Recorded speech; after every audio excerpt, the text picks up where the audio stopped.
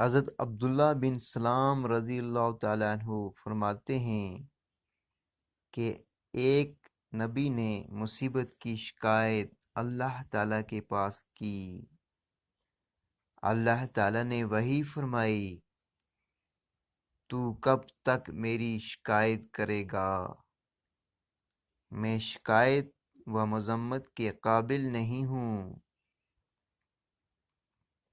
تیرے کام کی ابتدا عالم الغیب میں اسی طرح تھی، پس تو کیوں میرے اعلیٰ انتظام پر ناراض ہوتا ہے؟ کیا تو چاہتا ہے کہ تیری خاطر دنیا کو بدل دوں اور لوح محفوظ میں رد و بدل کروں اور جو تو چاہے پورا کر دوں اور اپنی مرضی نہ برتوں؟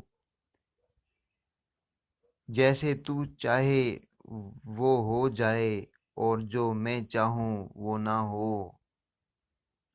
مجھے اپنی عزت کی قسم ہے، اگر تیرے سینے میں پھر یہ بات کھٹکے تو میں تجھے نبوت سے محروم کر دوں گا اور تجھے دوزخ میں ڈال دوں گا، اور مجھے کچھ پرواہ نہیں ہے۔